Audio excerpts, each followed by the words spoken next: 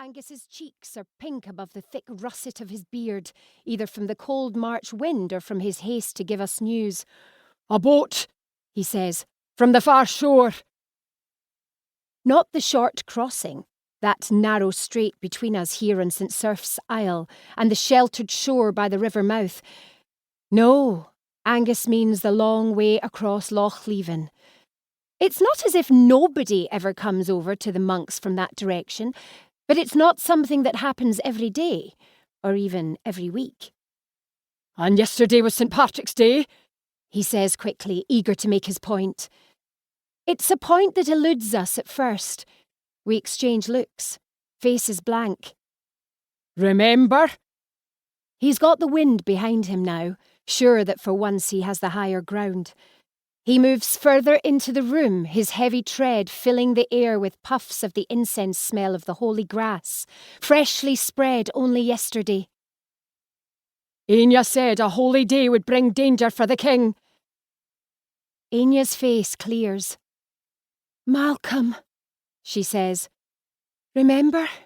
His men passed on the far side of the loch on their way north. I told you he was making for Scone to prevent your son being anointed king." Angus nods eagerly. "And I told you he was far too late. By more than half a year." I generally speak softly to Enya, but there are times when even the generosity of long friendship slips. "She did say he wouldn't succeed," Aoife reminds me. "Not then. Not the coronation," Enya continues, serene as she always is when she's convinced she knows a truth none of the rest of us has access to. "But it's not too late for Malcolm to end your son's rule. I said Lolach would lose his throne on a holy day." Like St. Patrick's Day, the unspoken words hanging heavy between us.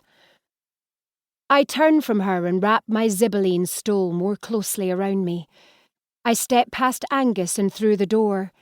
Tears spring from my eye, forced by the bitter wind. It blows from the land where I grew up, where I sat on the throne alongside Macbeth for 17 years. I have not been back since the day of the battle that robbed me of the love of my life. This is the place where I have spent my sorrow.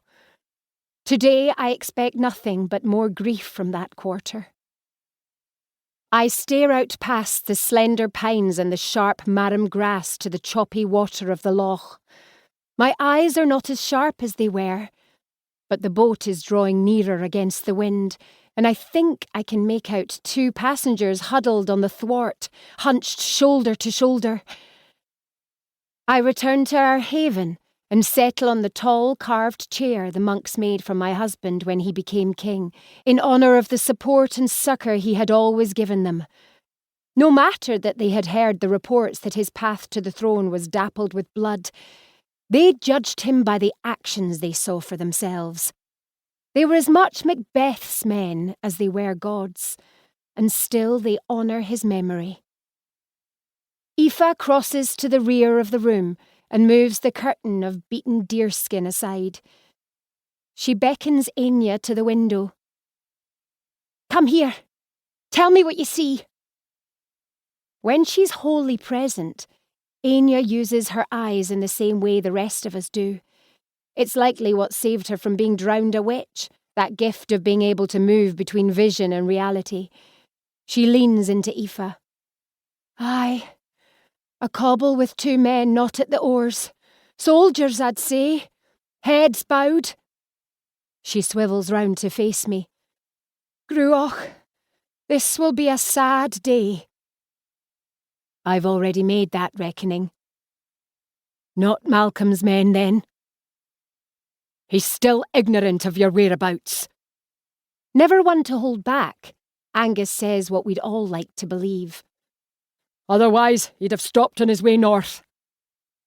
Unspoken something like, "to deal with you." I may only be queen in name, but memories are long in these lands. Mine is still a name men would rally behind. Malcolm is shrewd enough to realise that, and to fear it. "Our king knows we're biding here," Aoife says, defiant. "He would not betray his mother."